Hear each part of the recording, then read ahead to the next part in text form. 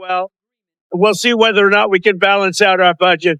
With the European Union, it's $350 billion deficit. So obviously something's going to take place there.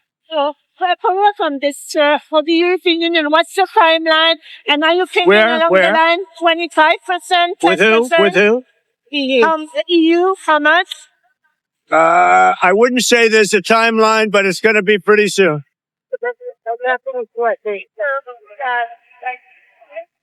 No, I'm not concerned. We may have short-term a little pain, and people understand that. But long-term, the United States has been ripped off by virtually every country in the world. We have deficits with almost every country. Not every country, but almost. And we're going to change it. It's been unfair. That's why we owe $36 trillion. We have deficits with everybody. We help everybody. We've been helping everybody for years. And to be honest, I don't think they appreciate it. So we're going to change that. We're going to change it fast. We're going to make America great again. We have to focus on our country.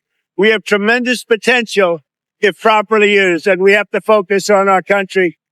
Tremendous deficits with China, tremendous deficits with the European Union, tremendous deficits with Mexico and Canada.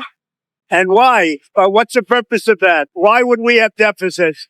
And yet you look at, if you look at pharmaceuticals and drugs, if you look at various products, it's much cheaper in other countries. We're not going to allow that much longer. We're not going to take it. So the USAID or what's going on? Well, it's been run by a bunch of radical lunatics, and we're getting them out. USAID, run by radical lunatics, and we're getting them out, and then we'll make a decision. Have you spoken with anyone from Canada or from Mexico since you opposed? I've spoken with people from Canada. I've spoken with people from Mexico, and I've spoken to a lot of other people too. Prime Minister Trudeau I'm speaking with Prime Minister Trudeau tomorrow morning, and I'm also speaking with Mexico tomorrow morning. And I don't expect anything very dramatic. We put tariffs on. They owe us a lot of money, and I'm sure they're going to pay. Would you send troops to take the Canada? About what? The Canada. Would you send US troops? I don't think troops will be necessary in Panama. What Panama has done is terrible financial security for this part of the world. And, 70% of the signage on the Panama Canal was written in Chinese. That's not right. It wasn't meant for China. It should have never been made. The deal was a ridiculous deal. We lost 38,000 people building the Panama Canal, one of the great wonders of the world. 38, think of it, 38. It was the most expensive project ever built by this country, if you take it forward. The most expensive project ever built. We lost 38,000. And what happens?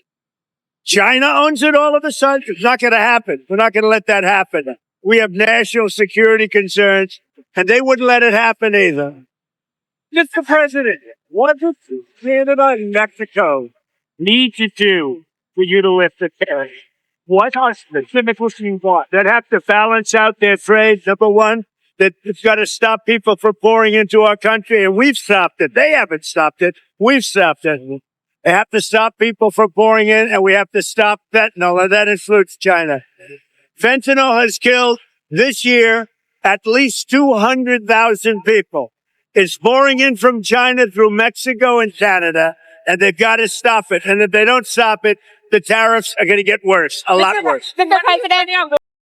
President Donald Trump has once again shaken up global trade by signing sweeping tariffs on imports from three of the United States' biggest trade partners, Mexico, Canada, and China.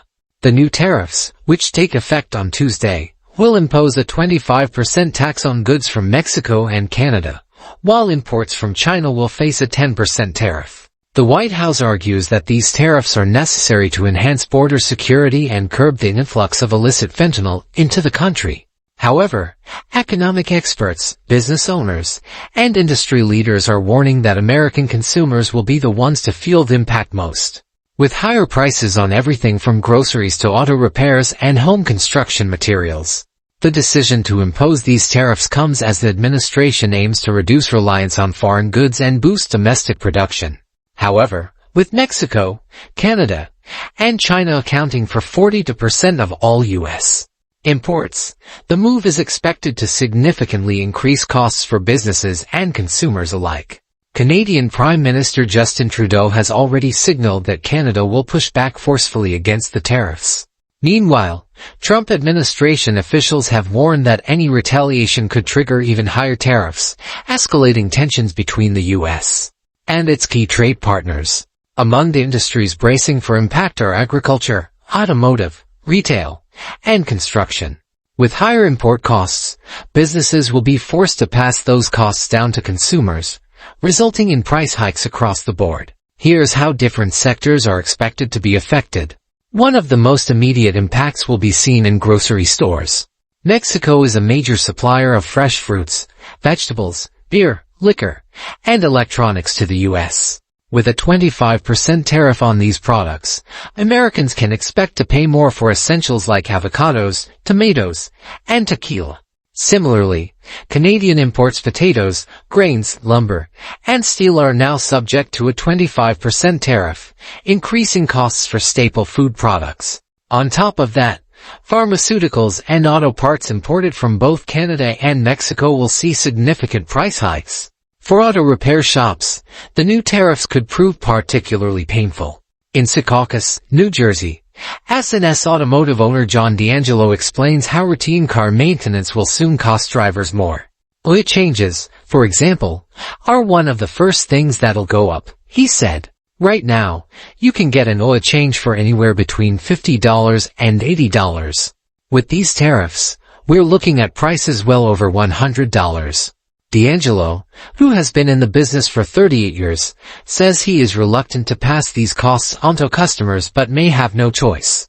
I've built relationships with my customers over the decades, and the last thing I want to do is raise prices, but I have to keep the lights on, he said. Beyond food and auto parts, the construction industry is also warning of potential consequences.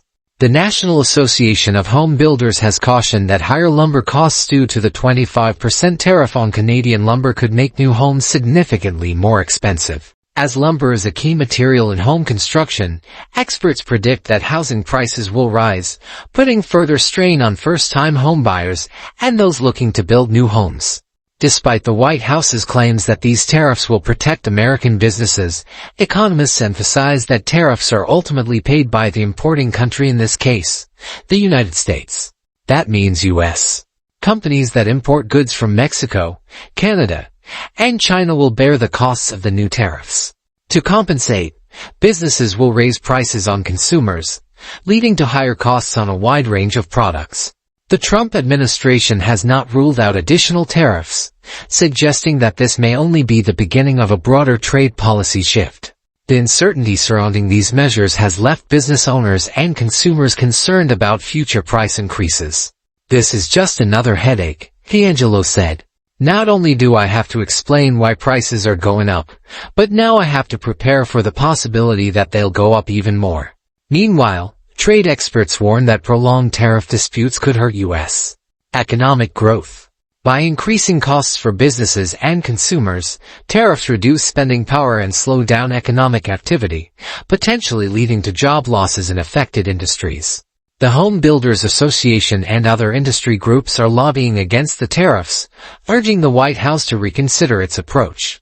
Alcohol and spirits associations across the U.S., Mexico, and Canada have also voiced concerns, warning that tariffs on products like tequila and whiskey could have devastating effects on their industries. Tequila is a product that can only be made in Mexico, said one industry spokesperson. There is no way to reshore that production to the U.S. All this does is raise costs for businesses and consumers. With the tariffs set to take effect on Tuesday, businesses and consumers should prepare for price increases across multiple sectors.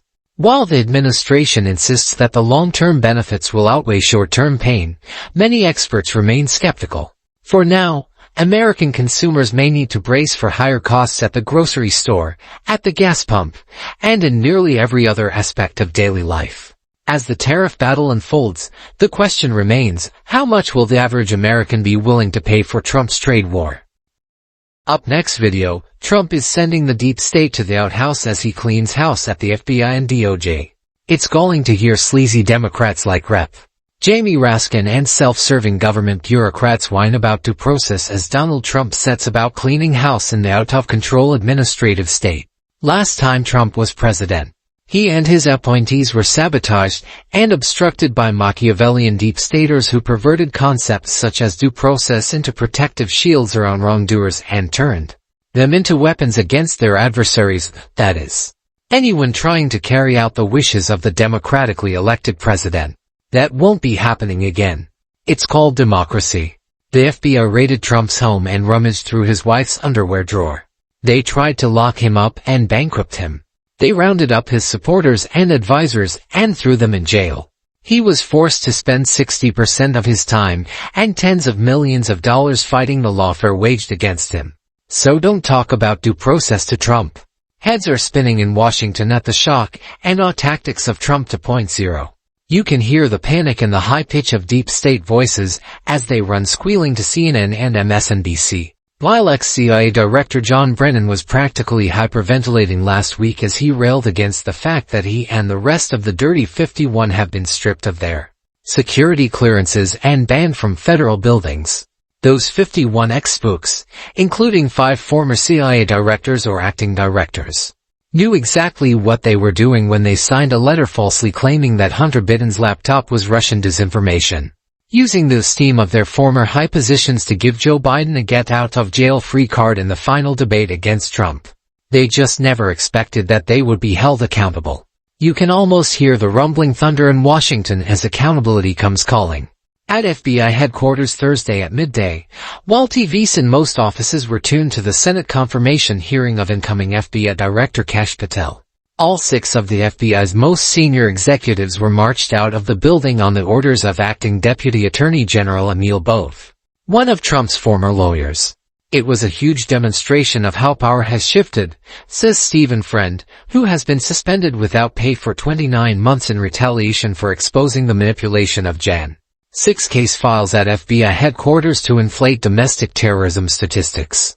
He was forced out of the FBI and stripped of his security clearance after he objected to participating in unconstitutional SWAT raids on J6 suspects accused of misdemeanors.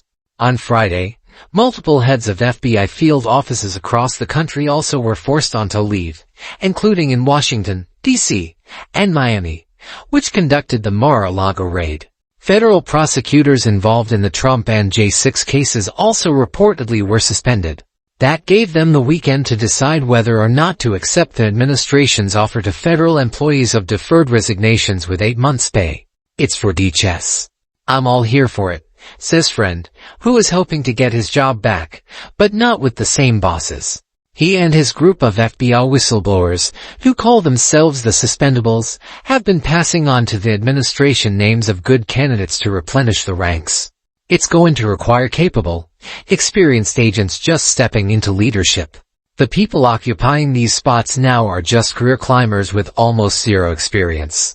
Meanwhile, Elon Musk and his Doge strike force of high IQ insomniacs have moved fast to take over the core processes of the federal government, the payments system at Treasury and the Office of Personnel Management. They also have their sights set on corrupt government agencies such as the U.S. Agency for International Development which, as anti-digital censorship guru Mike Benz points out, has nothing to do with aiding anyone in the humanitarian sense but serves more as a mechanism for funding covert foreign influence operations to advance liberal agendas, such as undermining the socially conservative Hungarian government. To top USAID security officials reportedly were suspended on administrative leave Saturday night after trying to block access to Doge staffers. One was John Voorhees, the head of the Office of Security, who was instrumental in 2019 in forcing out Mark Moyer, the Trump-appointed director of USAID's Office of Civilian Military Cooperation who had uncovered endemic fraud, corruption, and waste at the agency. Moyer, now a military history professor at Hillsdale College, detailed the Kafkaesque administrative sabotage of his efforts to clean up the agency in Masters of Corruption. How the Federal Bureaucracy Sabotaged the Trump Presidency. His 2024 book is believed to be being used as a blueprint for reform at USAID. Moyer was forced out by the well-worn deep state tactic of using anonymous false allegations to get his security clearance revoked.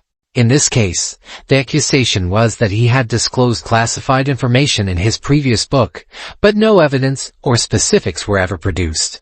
Talk about due process. Security bureaucrats and lawyers decided they could make up rules and issue legal judgments without regard for the Constitution or the powers it conferred on Congress and the judicial branch, Moyer complains. They ran roughshod over the free speech protections of the First Amendment, the search and seizure provisions of the Fourth Amendment, the Due Process Clause of the Fifth Amendment, and the Confrontation Clause of the Sixth Amendment, along with federal whistleblower protection laws and court rulings on publication rights.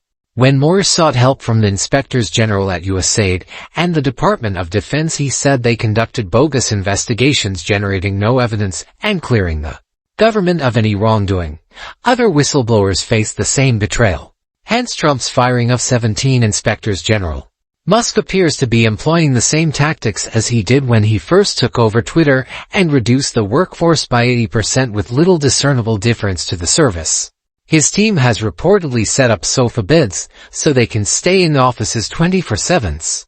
Working the weekend is a superpower, Musk posted to X on Saturday.